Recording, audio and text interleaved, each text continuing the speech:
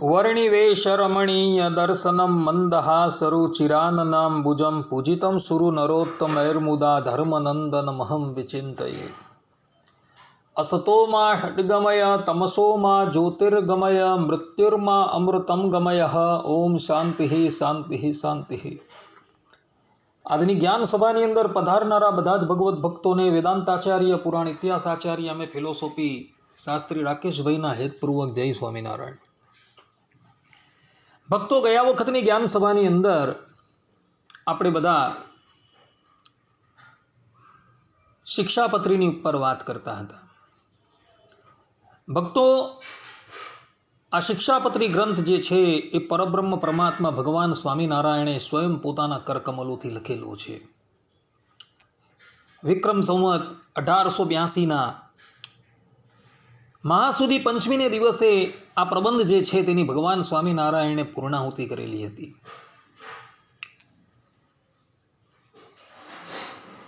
સર્વમંગલ સ્તોત્રમ, જેની અંદર ભગવાન સ્વામિનારાયણના 1000 નામો જે છે તેનો સંગ્રહ કરવામાં આવેલો છે।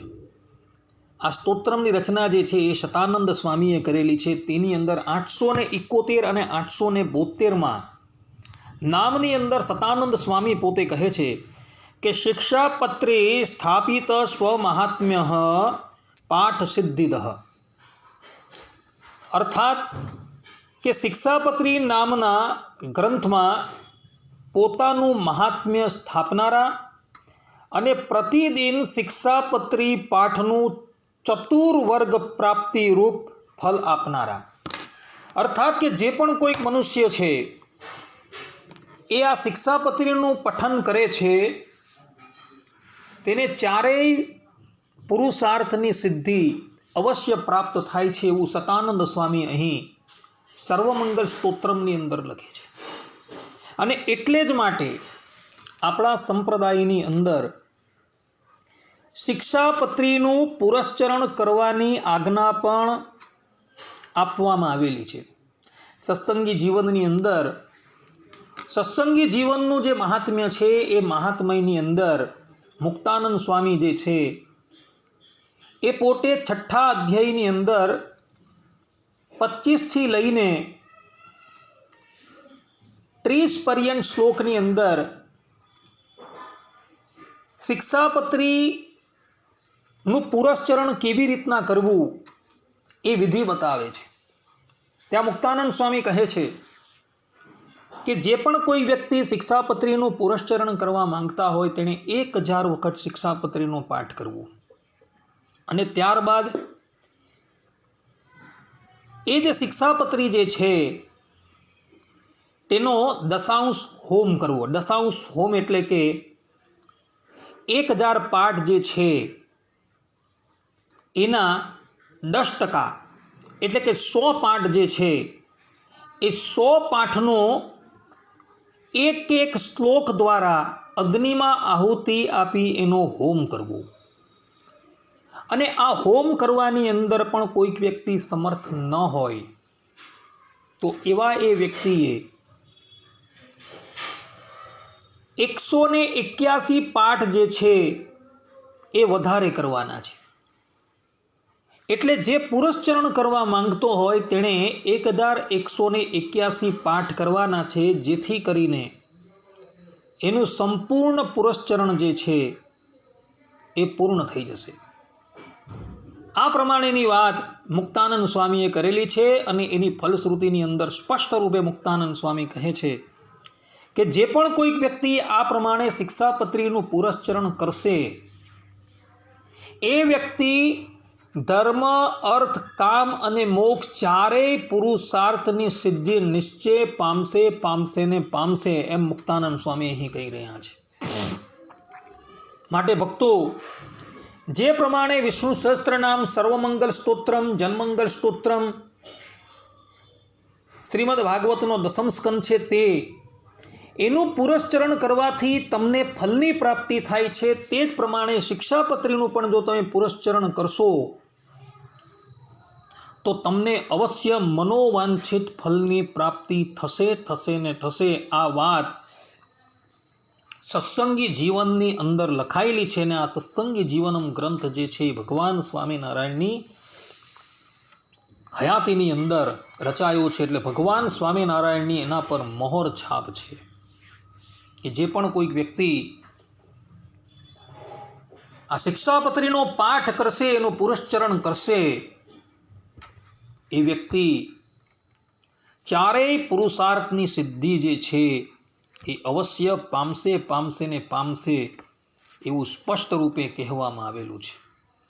માટે ભક્તો, બીજા બધા પાઠો જે છે એ બીજા બધા પાઠોને એક બાજુ રાખી નિત્ય શિક્ષાપત્રીનો પાઠ કરવાનો આગ્રહ રાખો. કેટલાક લોકો જે છે એ મને પૂછે છે કે શાસ્ત્રી, આપણે શિક્ષાપત્રીના 10-12 શ્લોક જે છે એ વાંચવા જોઈએ કે સંપૂર્ણ શિક્ષાપત્રીનો પાઠ કરવો જોઈએ? તો હું એ લોકોને કહું છું કે ભક્તો, કોઈ કરે ન કરે, પરંતુ અમે પ્રતિદિન શિક્ષાપત્રીનો પૂર્ણ પાઠ જે છે એ કરીએ છીએ. ભગવાનની કૃપાથી અમને સંસ્કૃત આવડે છે, એટલે હું આખો પાઠ સંસ્કૃતની અંદર કરું છું. દિવસની અંદર એક વખત આ સંપૂર્ણ પાઠ જે છે તેને વિરામ આપવાનો પ્રયાસ કરવો. કોઈ વ્યક્તિ એમ કહે કે ભાઈ અમારાથી એક સાથે પાઠ નથી થતો, તો એણે તબક્કાવાર જે છે એ પાઠ કરવાનો પ્રયાસ કરવો. પરંતુ દિવસના એક વખત તો આ શિક્ષાપત્રીનો પાઠ જે છે એ પૂર્ણ કરવો ને કરવો, જેથી કરીને ભગવાનની તમારી ઉપર અતિશય કૃપા થશે. કારણ કે આના પુરસ્ચરણની વાત સત્સંગી જીવનની અંદર લખાયેલી છે. જે વ્યક્તિ 1181 પાઠ પૂર્ણ કરી દેશે, એનું શિક્ષાપત્રીનું સંપૂર્ણ પુરસ્ચરણ પૂર્ણ થઈ જશે અને એ વ્યક્તિ ધર્મ, અર્થ, કામ અને મોક્ષ ચારેય પુરુષાર્થની સિદ્ધિમાંથી કોઈ પણ પુરુષાર્થની સિદ્ધિને ઈચ્છશે તો એને અવશ્ય પ્રાપ્ત થશે. કારણ કે ભગવાન સ્વામિનારાયણે આ વાત જે છે એ કહેલી છે ભક્તો. માટે અવશ્ય શિક્ષાપત્રીનો પાઠ કરવાનો આગ્રહ રાખજો. શિક્ષાપત્રીના મહાત્મ્યની અંદર નંદ સંતો જે છે એ પોતે કહી રહ્યા છે કે આ શિક્ષાપત્રી અંતરના તિમિર, અજ્ઞાનરૂપ દોષને હરનારી, કોઈ અપૂર્વ અંજન શલાકા, અંજન કરવાની સળી છે. માટે તે પ્રજ્ઞારૂપ દ્રષ્ટિના પ્રકાશ માટે સર્વ કોઈએ ઉપસેવન કરવા યોગ્ય છે. કાપ્ય અંજન શલાકેયમ અંતસ્તિમિર હારિણી પ્રજ્ઞા દ્રષ્ટિ પ્રકાશાય શિક્ષાપત્ર્યુપસેવતામ. આ પ્રમાણે કહ્યું છે. માટે ભક્તો, પોતાના અંધકારરૂપી તિમિરને હરવા માટે આ શિક્ષાપત્રી જે છે એ અંજન શલાકા રૂપ છે. તો આ અંજન શલાકા રૂપ શિક્ષાપત્રી જે છે તેને અવશ્ય ધારવી અને એ પ્રમાણે વર્તવું જોઈએ, એવું અહીં નંદ સંતો જે છે એ પોતે કહી રહ્યા છે. નંદ સંતો કહે છે કે સમસ્ત શાસ્ત્ર રૂપ ક્ષીરસાગરના મધ્યમાંથી ઉદ્ધાર કરેલું સર્વોત્તમ શિક્ષાપત્રી રૂપ કોઈ અપૂર્વ અમૃત મનુષ્યના અમૃત એટલે કે મોક્ષ માટે કલ્પાય છે. અર્થાત કે જે પાન કરે તે સર્વને મોક્ષ આપનારું થાય છે, એવું સંતો પોતે કહે છે. સમસ્ત શાસ્ત્ર દુગ્ધાબ્ધિ મધ્યોદ્રુત મનુત્તમમ શિક્ષાપત્ર મૃતમ કિંચિત અમૃતત્વાય કલ્પતે. આ પ્રમાણે કહ્યું છે ભક્તો. એટલે જે પણ કોઈક વ્યક્તિ હોય તે આ અમૃતનું પાન કરીને હંમેશા અમરતાને પ્રાપ્ત કરશે. કેટલાક લોકો જે છે એ પોતાની અજ્ઞાનતાને લઈને એવું કહી રહ્યા છે કે આ શિક્ષાપત્રી જે છે એ ભગવાન સ્વામિનારાયણે સર્વ જીવના હિતને માટે લખેલી છે, પરંતુ આ સંપૂર્ણપણે ગલત છે ભક્તો. કારણ કે શરૂઆતની અંદર જ ભગવાન સ્વામિનારાયણ પ્રતિજ્ઞા કરે છે કે હું આ શિક્ષાપત્રી લખું છું એ કોને માટે લખું છું? તો મારા આશ્રિત જે છે, અને એ પણ મારા આશ્રિત જે નાના નાના દેશોની અંદર રહેલા છે તેના પ્રત્યે હું આ શિક્ષાપત્રી લખું છું, બીજાને માટે નથી લખતો હું. એટલે જે આ ઉદ્ધવ સંપ્રદાયના આશ્રિત છે, જેણે આ ઉદ્ધવ સંપ્રદાય એટલે કે સ્વામિનારાયણ સંપ્રદાયની દીક્ષા ગ્રહણ કરેલી છે,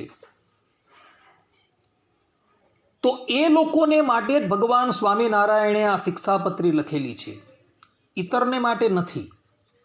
જે આ સંપ્રદાયનો અનુયાયી છે અને આ સંપ્રદાયની જેણે દીક્ષા ધારણ કરેલી છે એવા જીવ પ્રત્યે ભગવાન સ્વામિનારાયણ જે છે એ આ શિક્ષાપત્રી લખી રહ્યા છે ભક્તો. આ ખાસ વાત ધ્યાન રાખજો. કારણ કે જુઓ તમે, શિક્ષાપત્રીના બીજા શ્લોકની અંદર લિખામી સહજાનંદ સ્વામી સર્વનિજાશ્રિતાન નાના દેશસ્થિતાન શિક્ષાપત્રેમ વૃત્તાલય સ્થિતા. આ પ્રમાણે ભગવાન સ્વામિનારાયણે સ્પષ્ટ રૂપે કહ્યું છે કે મારા આશ્રિતો પ્રત્યે આ શિક્ષાપત્રી લખું છું, બીજાના પ્રત્યે હું નથી લખતું. અને જે મારા આશ્રિત છે એ આ શિક્ષાપત્રી પ્રમાણે ચાલશે તો ધર્મ, અર્થ, કામ અને મોક્ષ ચારેય પ્રકારની સિદ્ધિ જે છે, ચારેય પુરુષાર્થ જે છે તેને નિશ્ચય પામશે, એવું એ જ ભગવાન પોતે આ શિક્ષાપત્રીની અંદર કહે છે. અને પછી આ જ શિક્ષાપત્રીની અંદર 9મા શ્લોકની અંદર સ્પષ્ટ રૂપે કહ્યું છે કે તાન ઉલ્લંઘયાત્ર વર્તન્તે યેતુ સ્વૈરમ કુબુદ્ધયઃ તો ઇહામૂત્રે ચ લભંતે કષ્ટમેવ હિ. નિશ્ચય હિ જ શબ્દ જે છે એ નિશ્ચિતતા બતાવે છે કે જે પણ કોઈ વ્યક્તિ આ શિક્ષાપત્રીનું ઉલ્લંઘન કરીને વર્તશે એ તો કુબુદ્ધિવાળો છે અને આ લોક અને પરલોકને વિશે નિશ્ચય મહાકષ્ટને પામશે, ભલે પોતાનો આશ્રિત કેમ ન હોય. અર્થાત ભગવાન સ્વામિનારાયણ કહી રહ્યા છે કે અમારા આશ્રિત જે છે અને અમારા આશ્રિત થઈને પણ તમે જો આ શિક્ષાપત્રીની વિરુદ્ધ વર્તશો તો તમે પણ આ લોક અને પરલોકને વિશે નિશ્ચય મહાકષ્ટને પામશો ને પામશો, એવું ભગવાન સ્વામિનારાયણ પોતે કહી રહ્યા છે. અને એટલે જ માટે શિક્ષાપત્રીના 10મા શ્લોકની અંદર ભગવાન સ્વામિનારાયણ પોતાના આશ્રિતોને ખબરદાર કરતા થકા પોતે કહે છે અતો ભવદ્ભીર મચ્છિષ્ય સાવધાનતયા અખિલૈ પ્રેત્યતામનુસૃત્યૈવ વર્તિતવ્યમ નિરંતરમ. આ પ્રમાણે કહીને પોતાના આશ્રિતોને સાવધાન કરતા ભગવાન સ્વામિનારાયણ પોતે કહી રહ્યા છે કે તમારે આ શિક્ષાપત્રી પ્રમાણે જ વર્તવાનું છે, પરંતુ પોતાના મનને જાણે તો ક્યારેય પણ વર્તવાનું નથી. આ પ્રમાણે ભગવાન સ્વામિનારાયણે આ શિક્ષાપત્રી જે છે એ પોતાના આશ્રિતો પ્રત્યે લખેલી છે અને એની અંદર પોતાના આશ્રિતોને સાવધાનપણે આ શિક્ષાપત્રી પ્રમાણે વર્તવાની આજ્ઞા કરેલી છે. અને જે પણ કોઈક વ્યક્તિ આ શિક્ષાપત્રી પ્રમાણે નથી વર્તતો તેને ભગવાન સ્વામિનારાયણ પોતાના સંપ્રદાય થકી બહાર કહે છે, ચાહે પછી એ કોઈ પણ કક્ષાનો વ્યક્તિ હોય. ભગવાન સ્વામિનારાયણના વચન છે કે નેત્થમ ય આચરયિષ્યન્તિ તે તુ અસ્મત સંપ્રદાયતઃ બહિર્ભૂતા ઇતિ જ્ઞેયમ સ્ત્રી પંશૈ સાંપ્રદાયિકૈ.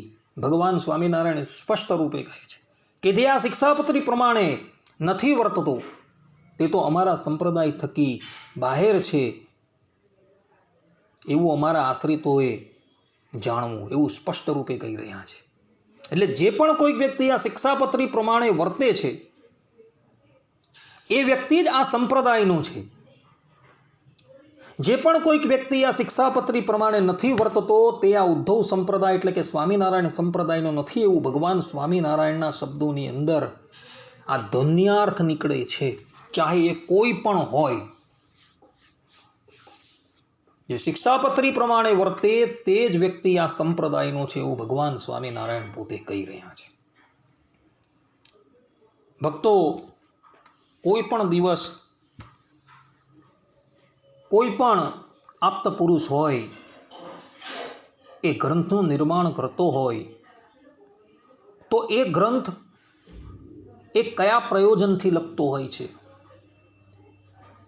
એમાં વિષય કયો હોય છે, એનો અધિકારી કોણ છે, અને એનો એટલે કે આ ગ્રંથનો સંબંધ શું છે, એની છણાવટ એ પ્રગટ રૂપે અથવા તો ગુપ્ત રૂપે કરતો હોય છે અને કરતો જ હોય છે. કારણ કે પ્રયોજન વગર તો મંદ વ્યક્તિ એટલે કે અજ્ઞાની વ્યક્તિ જે છે એ પણ કોઈ પણ કાર્યની અંદર પ્રવૃત્ત થતો જ નથી. જ્યારે આ તો સાક્ષાત પરબ્રહ્મ પરમાત્મા શ્રીમદ નારાયણ છે, એ પ્રયોજન વગર ક્યારેય પણ કોઈ પણ કાર્ય ન કરી શકે. તો દરેક આશ્રિતોને એ વાત વિદિત હોવી જોઈએ કે આ શિક્ષાપત્રી જે છે એ શિક્ષાપત્રી રચવાનું શું પ્રયોજન છે, એનો વિષય કયો છે, એનો અધિકારી કોણ છે અને એનો સંબંધ શું છે, એ વસ્તુ વિદિત હોવી જોઈએ ને હોવી જ જોઈએ. તો આ બાબતનો પ્રકાશ કરતા ભગવાન સ્વામિનારાયણના પુત્ર એવા રઘુવીરજી મહારાજ શિક્ષાપત્રી ભાષ્યની અંદર દ્વિતીય શ્લોકના ભાષ્યની અંદર સ્પષ્ટ રૂપે આ બાબતનું પ્રકાશન કરે છે. રઘુવીરજી મહારાજ આ શિક્ષાપત્રીનું પ્રયોજન બતાવતા પોતે કહે છે કે શિક્ષા શબ્દથી હિતતમ ધર્મ તત્વ વિષય કહ્યું છે, તેથી જ હિત જ્ઞાન મેળવવું એ એનું પ્રયોજન છે. વિષય શું છે, પ્રયોજન શું છે? તો હિત જ્ઞાન મેળવવું એ પ્રયોજન છે. અને વિષય એટલે શું છે? આ શિક્ષાપત્રીનો વિષય કયો છે? તો શિક્ષા શબ્દથી હિતતમ ધર્મ તત્વ એ એનો વિષય બતાવેલો છે. અને એ હિતતમ જ્ઞાન જે છે એ મેળવવું એ એનો પ્રયોજન છે. ત્યારબાદ આ શિક્ષાપત્રીનો અધિકારી કોણ? તો શિક્ષાપત્રીનો અધિકારી કેવલ ને કેવલ નિજાશ્રિતાન, અર્થાત કે જે ભગવાન સ્વામિનારાયણના આશ્રિત છે, આ સ્વામિનારાયણ સંપ્રદાયનો જે આશ્રિત છે એ જ વ્યક્તિ આ શિક્ષાપત્રીનો અધિકારી છે એવું રઘુવીરજી મહારાજ પોતે કહી રહ્યા છે.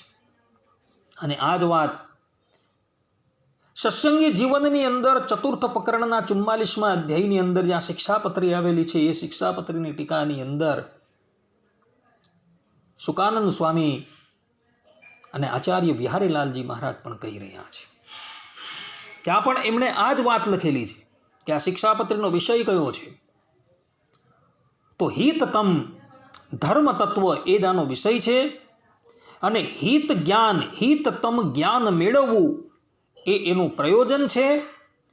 અને આ શિક્ષાપત્રીનો અધિકારી જે છે એ કેવલ ને કેવલ ભગવાન સ્વામિનારાયણના જે આશ્રિત છે એ જ એના અધિકારી છે.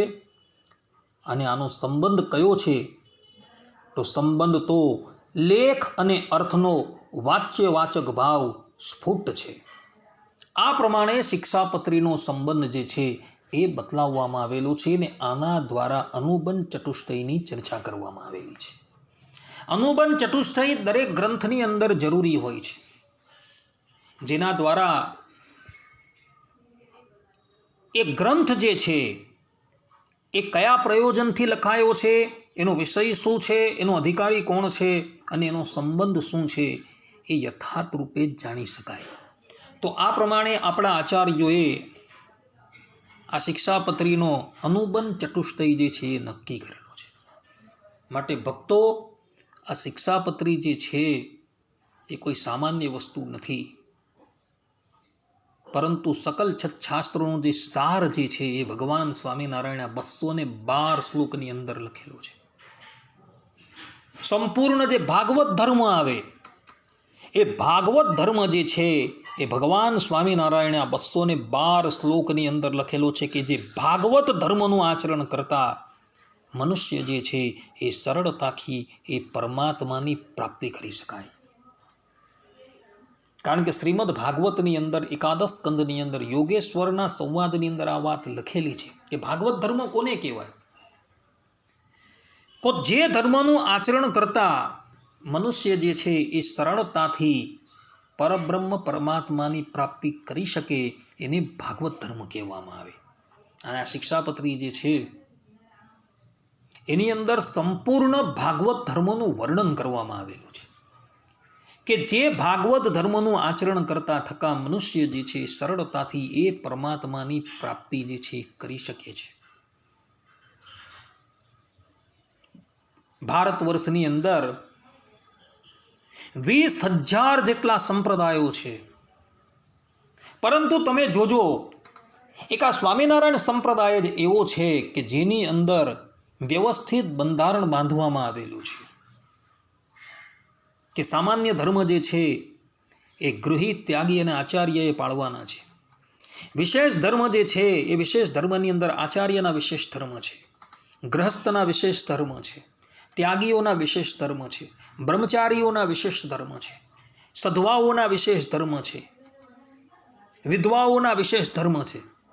આ વ્યવસ્થિત રીતે આખું બંધારણ જે છે એ બાંધવામાં આવેલું હોય તો એ કેવલ ને કેવલ સ્વામિનારાયણ સંપ્રદાયની અંદર જ બાંધવામાં આવેલું છે. આ વાત હું આ સંપ્રદાયનો અનુયાયી છું એટલે માટે નથી કહેતો હું, પરંતુ ઇતર સંપ્રદાયના જે મહાનુભાવો જે છે એ લોકોએ એક સુરે પોતે આ વાત જે છે એ સ્વીકારે છે ભક્તો, કે સ્વામિનારાયણ સંપ્રદાયની અંદર જેવું બંધારણ બાંધવામાં આવેલું છે એવું બંધારણ ઇતર કોઈ પણ સંપ્રદાયની અંદર બાંધવામાં નથી આવેલું. અમે મહાનુભાવોના પ્રવચનની અંદર આ વાત શ્રવણ કરેલી છે. એટલો જે વ્યક્તિ આ શિક્ષાપત્રી જે છે એ જોઈ ત્યારે એને ખબર પડે કે આની અંદર જે બંધારણ બાંધવામાં આવેલું છે એ યથાર્થ જ બાંધવામાં આવેલું છે. માટે ભક્તો, જે પ્રમાણે ભગવાન સ્વામિનારાયણે આ બંધારણ બાંધેલું છે એ બંધારણ પ્રમાણે આપણે ચાલવું એ આપણો ધર્મ છે. કારણ કે શાસ્ત્રોની અંદર કેવલ ને કેવલ ભગવાનની આજ્ઞા પ્રમાણે ચાલવું એનાથી મોટો કોઈ ધર્મ બતલાવવામાં આવેલો નથી.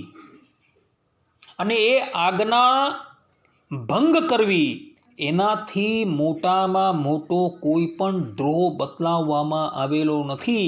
કારણ કે વરાહ પુરાણની અંદર સાક્ષાત વરાહ ભગવાન પૃથ્વી દેવીને કહે છે, શ્રુતિ સ્મૃતિ મમેવ આજ્ઞા છેદી મમ દ્રોહી, કે શ્રુતિ અને સ્મૃતિ જે છે એ મારી જ આજ્ઞા છે અને એ આજ્ઞાનો ભંગ કરનારો મારો દ્રોહી છે. અને શિક્ષાપત્રીની અંદર એ જ શ્રુતિ અને સ્મૃતિની આજ્ઞા આપવામાં આવેલી છે. વિધિ અને નિષેધનું પ્રતિપાદન કરવામાં આવેલું છે. એ આજ્ઞાનો જો તમે ભંગ કરો તો એ સાક્ષાત ભગવાનનો દ્રોહ કરેલો કહેવાય. નિષ્કુળાનંદ સ્વામીએ વચનવિધિ નામનો ગ્રંથ લખેલો છે. એ વચનવિધિની અંદર એમણે સ્પષ્ટ રૂપે કહ્યું છે કે જપ છે, તપ છે, વ્રત છે, ઉપવાસ છે, આ બધું જ શ્રી હરિની આજ્ઞાની અંદર આવી જ જાય છે. એને પૃથક તપ કરવાની કોઈ જરૂર નથી, પૃથક વ્રત કરવાની કોઈ જરૂર નથી. પરંતુ જો ભગવદ આજ્ઞા એ પાળતો હોય તો એ આજ્ઞાની અંદર એ બધું જ આવી જાય છે. આ પ્રમાણેની વાત નિષ્કુળાનંદ સ્વામીએ કરેલી છે. માટે ભક્તો, શિક્ષાપત્રીની અંદર જે પ્રમાણે કહ્યું છે એ પ્રમાણે વર્તવાનો પ્રયાસ કરજો. કોઈ વ્યક્તિને સંશય થાય કે ભગવાન સ્વામિનારાયણે આ શિક્ષાપત્રીની અંદર 212 શ્લોક જે છે એ લખેલા છે, તો એની અંદર ભગવાન સ્વામિનારાયણે પોતાનો સિદ્ધાંત જે છે એ કયા શ્લોકની અંદર લખેલું છે. અર્થાત કે 212 શ્લોકો જે છે એ 212 શ્લોકની અંદર 212 શ્લોક આમ જોવા જાય તો મહત્વના જ છે, પરંતુ ભગવાન સ્વામિનારાયણનો સિદ્ધાંત એક શ્લોકની અંદર આવી જાય એવો એક શ્લોક કયો છે? કોઈ વ્યક્તિને સહજ રીતે આ શંકા થાય તો મહાપુરુષો જે આપણા સંપ્રદાયના થઈ ગયા તે લોકોનું કહેવું એવું છે કે શિક્ષાપત્રીની અંદર 116મો શ્લોક જે છે ને એ ભગવાન સ્વામિનારાયણનો પોતાનો હૃદયગત અભિપ્રાય છે. ભગવાન સ્વામિનારાયણ કહે છે કે નિજાત્માનમ બ્રહ્મરૂપમ દેહત્રય વિલક્ષણનમ વિભાવ્ય તેન કર્તવ્યા ભક્તિ કૃષ્ણસ્ય સર્વદા.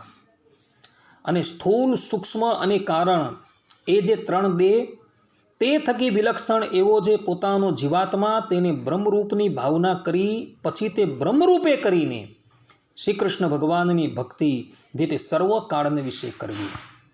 આમ પોતાના આત્માની બ્રહ્મરૂપની ભાવના કરીને અર્થાત કે તત્વનું અનુસંધાન રાખીને ભક્તિ કરવી એ જ ભગવાન સ્વામિનારાયણનું સિદ્ધાંત છે. અને આ વાત રામાનુજ સંપ્રદાયના એક મહાન પંડિત જેણે પોતાનું સંપૂર્ણ જીવન આ સ્વામિનારાયણ સંપ્રદાયને અર્પણ કરેલું હતું એવા અણંગરાજ આચાર્ય માનમય પ્રકાશિકા જે શાસ્ત્રી હરિજીવનદાસજી કૃત છે એની ભૂમિકાની અંદર સ્પષ્ટ રૂપે કહે છે કે આ સંપ્રદાયની અંદર તત્વના અનુસંધાન સાથેની ભક્તિ છે. એટલે પોતાનો દેહ જે છે એ દેહથી રહિત થઈને શુદ્ધ આત્મ સ્વરૂપ પોતાને જાણીને એ પ્રમાણેની ભક્તિ કરવાની છે. આ સિદ્ધાંત આ સંપ્રદાયનો છે. અને આ સિદ્ધાંત જે છે એ ભગવાન સ્વામિનારાયણે વચનામૃતની અંદર પણ સ્થાપન કરેલું છે. વચનામૃતની અંદર તમે જુઓ લોયા પ્રકરણના 7મા વચનામૃતની અંદર ભગવાન સ્વામિનારાયણ પોતે કહે છે કે બ્રહ્મરૂપ થયા વગર તો એને પુરુષોત્તમની ભક્તિ કરવાનું પણ અધિકાર નથી. ને આ જ વાત ભગવાન શ્રી કૃષ્ણ ગીતાની અંદર પણ કહે છે. 18મા અધ્યાય કાળો 18મા અધ્યાયની અંદર ભગવાન શ્રી કૃષ્ણ કહે છે બ્રહ્મભૂત પ્રસન્નાત્મા ન શોચતી ન કાંક્ષતી સમઃ સર્વભૂતેષુ મદ ભક્તિ લભતે પરામ. આ પ્રમાણે ભગવાન શ્રી કૃષ્ણ પણ સ્પષ્ટ રૂપે કહે છે કે જે બ્રહ્મભૂત બ્રહ્મરૂપ થઈ ગયો હોય,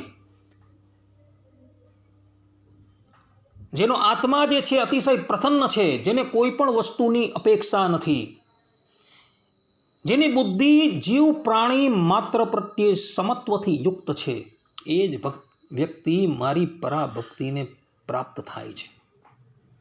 આ પ્રમાણે શ્રીમદ ભગવદ્ ગીતાનું વચન જે છે એ આ નિજાત્માનમ બ્રહ્મરૂપમ એનું સમર્થન કરી રહ્યું છે ભક્તો. માટે આપણા સંપ્રદાયની અંદર તત્વના અનુસંધાન સાથેની ભક્તિ કરવાનો સિદ્ધાંત સ્થાપિત કરવામાં આવેલો છે. કારણ કે ઇતર ગ્રંથોની અંદર પણ આ સિદ્ધાંત જે છે એ જોવા મળે છે. એટલે ભગવાન સ્વામિનારાયણનો કહેવાનો અભિપ્રાય એ જ છે કે તત્વના અનુસંધાન સાથે ભગવાનની ભક્તિ કરવાની છે. તત્વના અનુસંધાન વગર એ ભગવાનની ભક્તિ કરવાની નથી એવું ભગવાન સ્વામિનારાયણ પોતે કહી રહ્યા છે. માટે ભક્તો શિક્ષાપત્રીની અંદર ભગવાન સ્વામિનારાયણે 212 શ્લોક લખેલા છે. એમાંથી પોતાનો સિદ્ધાંત જે છે એ એમણે 116મા શ્લોકની અંદર સ્થાપન કરેલો છે. તો એ પ્રમાણે પોતાના આત્માને બ્રહ્મરૂપની ભાવના કરજો અને બ્રહ્મરૂપની ભાવના કરતા થકા પરબ્રહ્મ પરમાત્મા ભગવાન શ્રી હરિની ભક્તિ કરજો. આ સિદ્ધાંત વાત છે ભક્તો. આટલું કહીને હું મારી વાણીને વિરામ આપું છું. સર્વે સંતુ નિરામય સર્વે સુખીનો ભવંતુ સર્વે ભદ્રાણી પશ્યંતુ માં કશ્ચિત દુઃખ ભાગ ભવેત. અસ્તુ. જય સ્વામિનારાયણ. હવે પછીના પ્રવચનની અંદર ભક્તો આ શિક્ષાપત્રીનું જે રહસ્ય છે, શિક્ષાપત્રીનું હાર્ડ છે, એ નિરૂપણ કરવામાં આવશે.